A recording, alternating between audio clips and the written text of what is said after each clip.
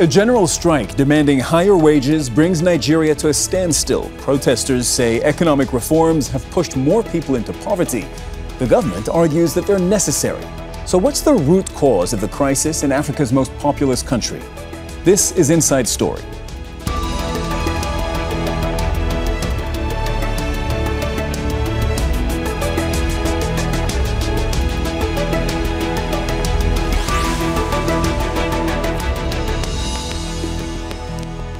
Hello and welcome to the program. I'm Cyril Vanier. Nigeria is a resource-rich country. It has Africa's largest population, and it's one of the world's top oil producers. Yet, the nation of more than 200 million people has struggled with corruption, economic mismanagement, and a weak currency.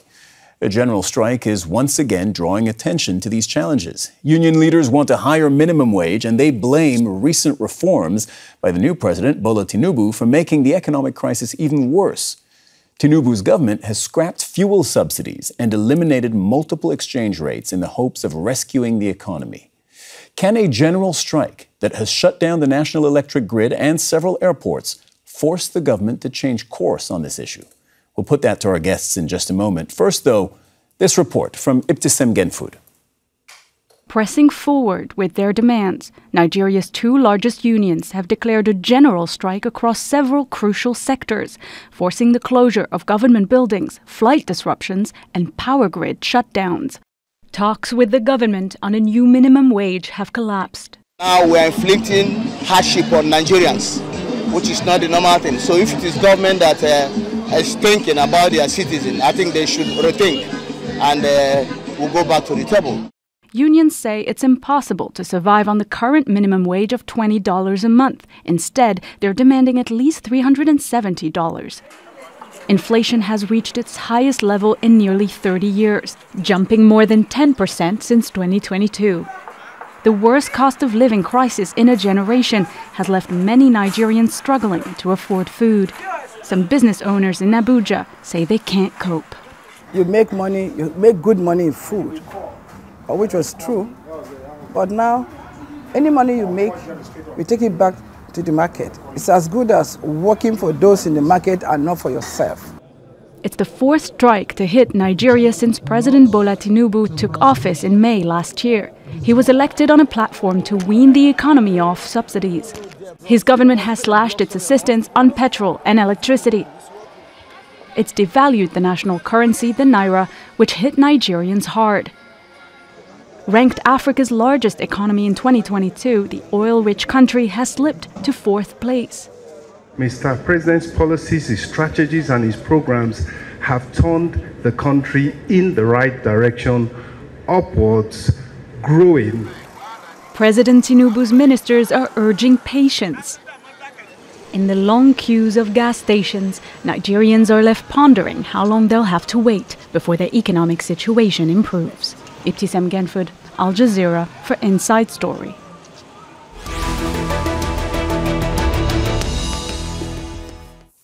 Let's bring in our guests in Abuja. Khalil Halilu, Chief Executive Officer of Nigeria's National Agency for Science and Engineering Infrastructure.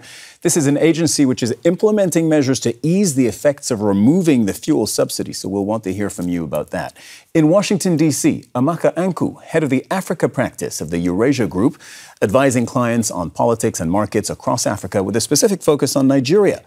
And in Maiduguri, northern Nigeria, Hamzat Lawal, an anti-corruption activist, founder of Connected Development. That's a civil society organization which helps Africa achieve its sustainable development goals. A warm welcome to all of you.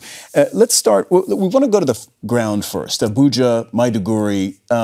As we record this program, the strike has been suspended between the labor unions and the government to allow for further negotiations on the minimum wage. So, Khalil, starting with you, do you expect things to return to normal now over the next few days with the power grid back on, airports reopening, offices reopening, etc.?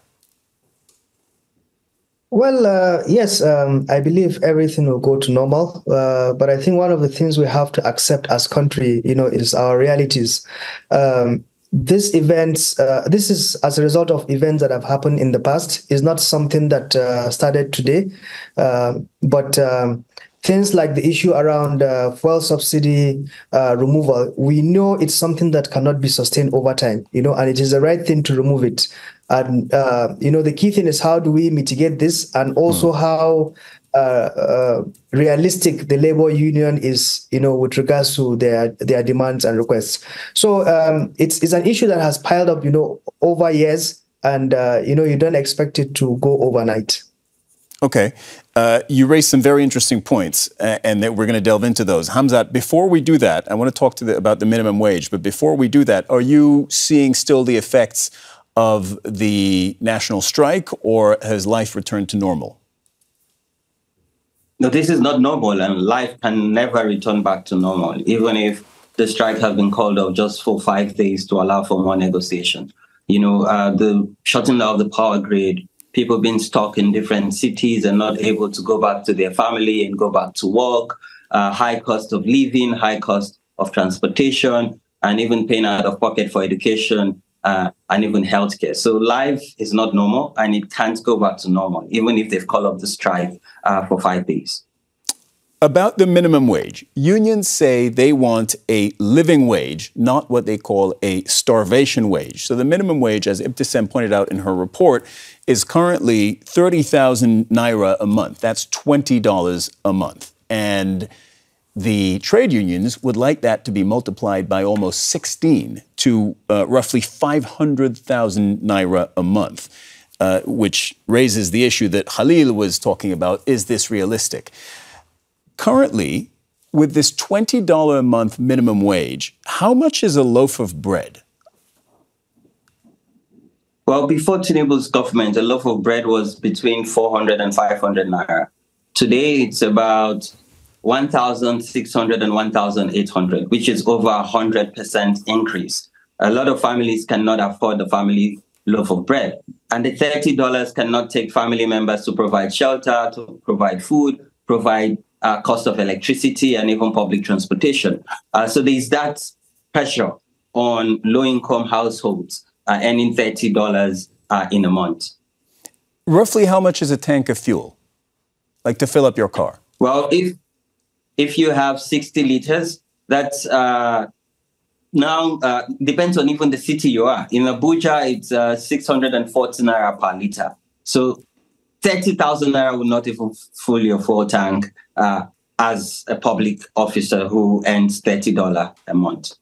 Say that again. If you are on minimum wage, your monthly wage is not enough to fill your car with petrol. Is that correct?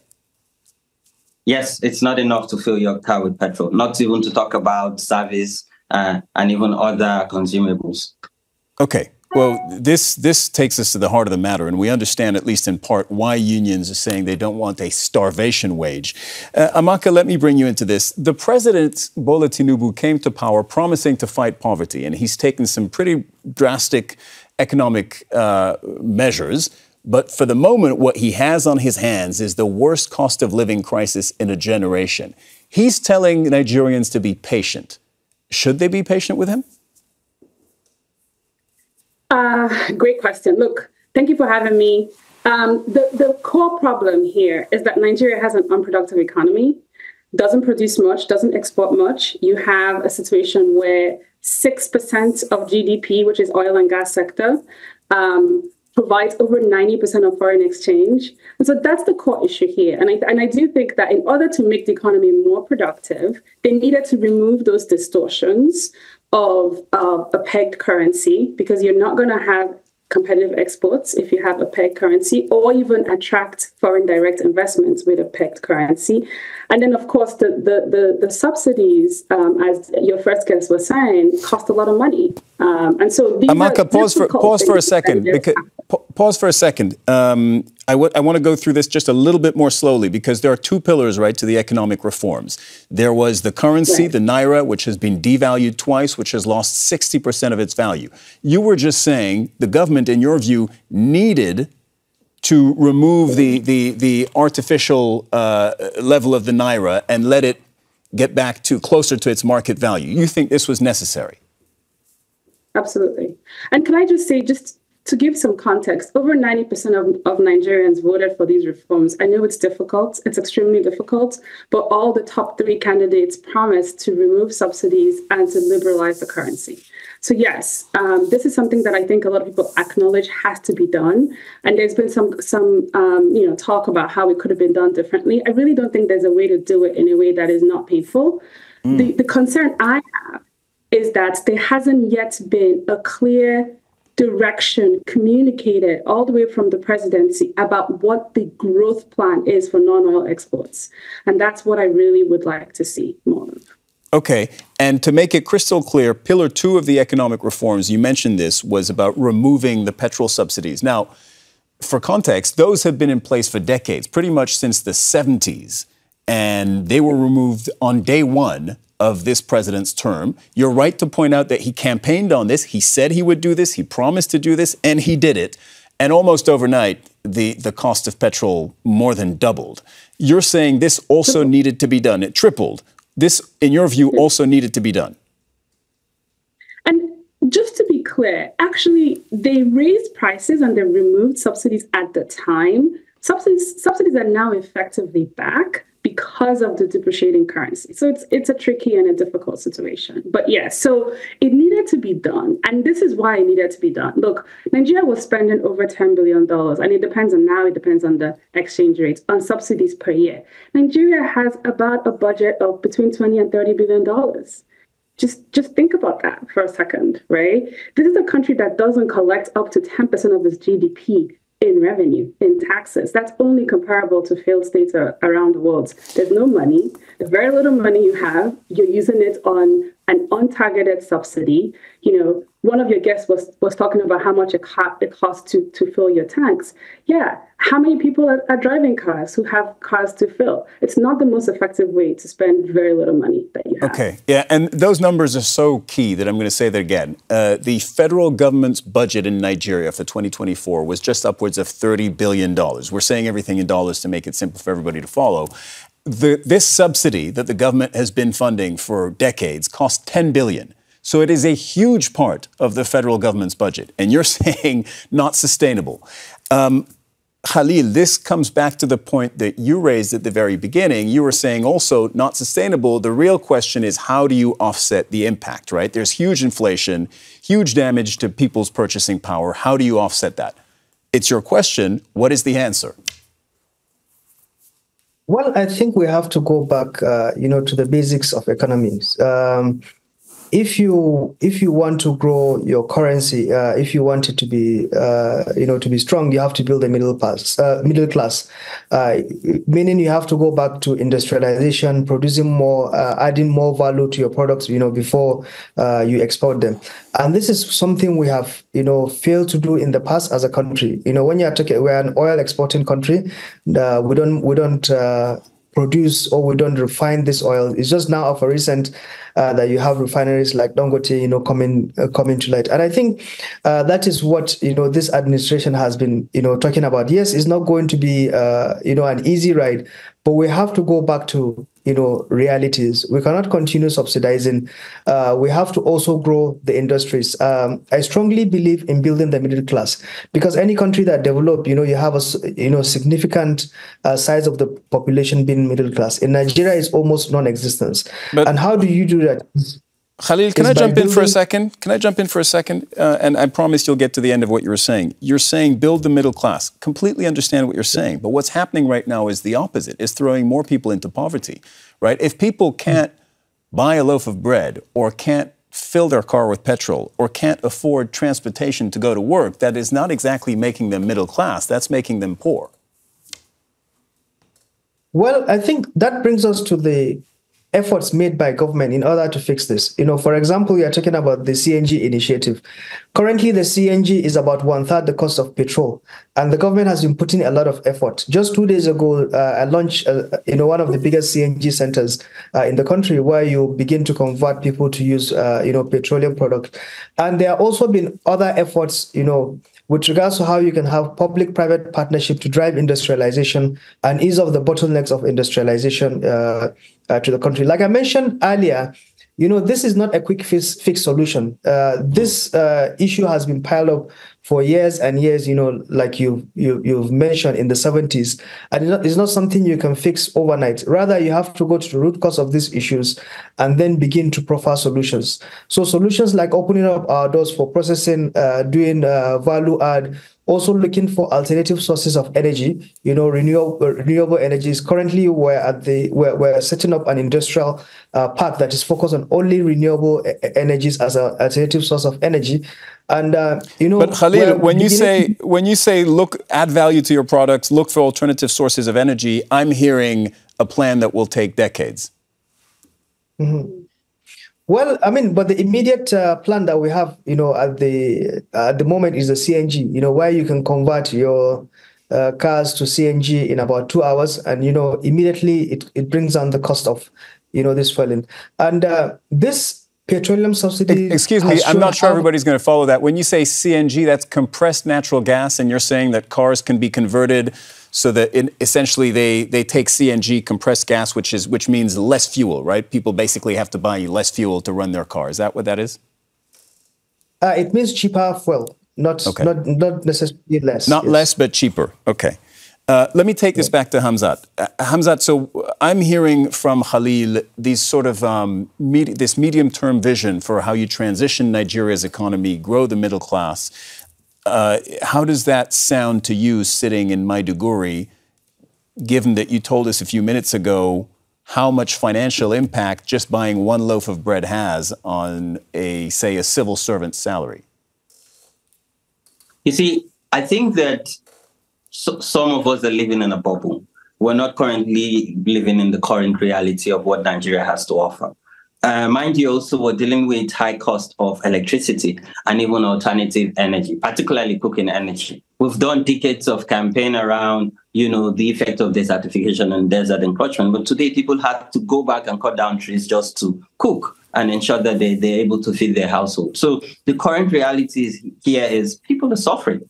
People cannot even afford one decent meal a day, and people are saying, you've removed subsidy. Why are you not communicating how you're going to help cushion the effect of this removal? There are three things at play here. First, there is no trust. There's no trust between government and even her citizen. And that's a very important ingredient in this whole conversation. Second, government is not adequately communicating. Thirdly, corruption is at play again. Because if government is saying we've removed subsidy, we're saving trillions of naira, which is millions of dollars, why is it not trickling down to the grassroots?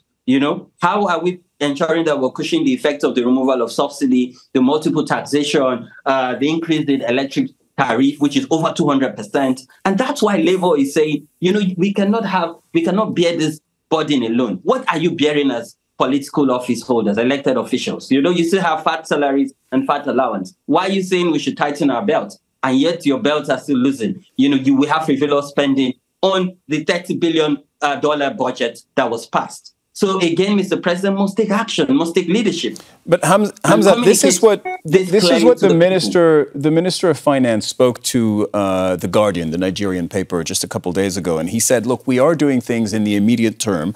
One are payments to the poor. Number two, expand access to consumer credit. More people can get a loan. And three, grants to small businesses. And number four, he says that they are presenting the president with an economic emergency plan to cover the next 6 months. We don't know the details of that plan, and so that's not actually being implemented yet, so I'm going to leave that aside. But there were the first three things: payments to the poor, access to consumer credit, grants to small businesses. Are you feeling that? Are you seeing any of that where you are? No, not at all. This is over 365 days of Mr. President. And now they're talking about some emergency program that is still not clear, it's not available, and it's not adequately communicated. And here, the grassroots in the Northeast, where the insurgents happen, and where government, both local and state and national, is trying to rebuild and rehabilitate. And people here are not feeling that impact. People here are not understanding what government at the national and even at the states are doing to ensure that they cushion the effects of this entire crisis that we're currently experiencing in country. What if the trade unions get a good deal of what they're asking for? We opened the show saying they want to multiply minimum wage by 16. I'm not sure that minimum wage has ever been multiplied by 16 anywhere in the world, but I could be wrong. But it's a big ask. What if they got maybe not all of it, but part of it. The government's currently saying they're negotiating to double minimum wage. What if it ended up being times 3, times 4? Would the people of Maiduguri in northern Nigeria feel the impact of something like that? So you see, now it's a bit complicated. Let's say they get double or even triple of the minimum wage. What is still the purchasing power of that minimum wage? Because when you calculate electricity bill, public transportation bill, access to education, payment from out of pocket for healthcare, you're literally still, this money is going to be eaten up by inflation. So if government cannot ensure that we're able to produce and export and also attract direct foreign investment, also attracts a lot of effects, then our naira will continue to plunge, and the masses, because, I agree with Khalil, we don't have middle class. The masses, that's the poorest of the poor, all their monies will still be eaten by inflation. Amaka, Hamzat makes a good point, right? That even if minimum wages increase quite significantly, with inflation at 30%, with the currency having been devalued 60% over the last year, just to stay on track with the purchasing power of a year ago, which already wasn't great, by the way, just to stay on track with that, you would have to multiply minimum wage by, I haven't done the math, but by quite a bit. Yeah, look, I understand the frustration. I see it when I'm in Nigeria once a quarter when I talk to my family. But look, the path to productivity is by attracting, when the things that Hamzat says, attracting investment, creating jobs, building infrastructure that is critical for competitiveness requires money, right? You need to raise more revenue, unblock some of the distortions that are not effective in terms of subsidies. And I think that the government needs to acknowledge that it's not going to happen in 1 or 2 years, right? Like, you have an economy that's been unproductive for decades. You're not going to change that in 1 or 2 years. And I do agree with Hamza's point that the communication can be better. Reform is painful. It's painful everywhere in the world. But then there needs to be actually clearly communicating what the direction is in terms of the plan for non-oil export growth, what it takes, why all of this is necessary, and kind of really draw a rallying cry around why this needs to happen and have Nigerians actually see it and see themselves in it. That will help with the short-term pain. Khalil, if the government wants buy-in from a majority of Nigerians, and if the government continues to frame this as short-term pain for long-term gain, isn't there a piece missing? Speaking to Amaka's point, they need to give a timeline. They need to say this is a 3-year program or a 5-year program so that people can at least have a horizon. Well, you see, this thing is like cancer, that has happened over time, and we need to go through chemotherapy. And you see, I agree with Amaka that this communication needs to be better, from the government end, so that you're able to manage the narrative and also manage expectations, of the people. But clearly, you see all the solutions being shared here with Hamzat. They are all medium and long-term solutions. And what that paints is the fact that we've been having quick fix for multiple decades. The subsidy, we've been subsidizing everything in the country, and it has eaten up, to the future that we're living now. And the more we drag it, the worse things are going to be. So yes, government is putting efforts in terms of medium and long term. But what we need in the short term now are quick alternatives like CNG that I've spoken about, and also better communication so that people's expectation is being managed carefully. And also people need to be able to see the realities. From the minimum wage, the labor, is asking of, the labor union is asking of for about 1.2 million people. It's way above, the entire country's budget. So where are you going to find the money, to be able to do that? So we have to own up, to the mistakes we've made in the past collectively, as people, and then work together in planning for the future, but knowing that this is not just going to disappear in the thin air. Since Amaka brought up the question of timing, I've been wondering, Did the president perhaps take these unpopular measures on day one of his presidency so that he could give himself a long runway? He has a 4-year term, right? As long as possible of a runway before he needs to seek re-election. And maybe 2 years from now, he'll be 3 years into his term, 1 year away from a potential re-election. He can start showing maybe, hopefully, right, fingers crossed, potential benefits of his policies. Well, yes, of course.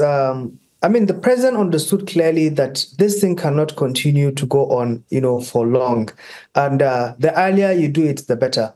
But in terms of, the timeline and the depth of the rot, unless you are in the government, within the system, you wouldn't be able to see how much time is required and the depth of the rot that has accumulated over 6 years.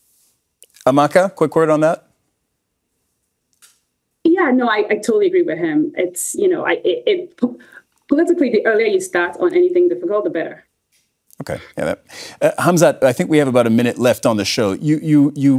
I've been looking at you throughout the conversation. You appear skeptical of quite a few things that you've heard. Oh, yes, because, again, the government has to communicate clearly. What are they bringing on the table? If they're saying there's austerity measure, we need to tighten our belts, what sacrifice are they making? Because they need to be clear about their own roles and responsibility. But mind you also, we're talking about the ruling party. So they're not new in government. They've been ruling since 2015. So what has changed and what's different from what, substantive government have done? So for me, I don't want to hear blame, but I want to see solutions. And I want to see solutions on the ground impacting grassroots communities that are living even below minimum wage. Okay, understood. And that's all the time we have for today's discussion. I want to thank all our guests, Khalil, Halilu, Amaka, Anku, and Hamzat Lawal for joining us today. And thank you, too, for watching. You can see the program again anytime by visiting our website. That's aljazeera.com. For further discussion, go to our Facebook page, facebook.com/AJ Inside Story. You can also join the conversation on X, our handle, @AJ Inside Story. From me, Cyril, Vanier, and the entire team here in Doha, bye for now.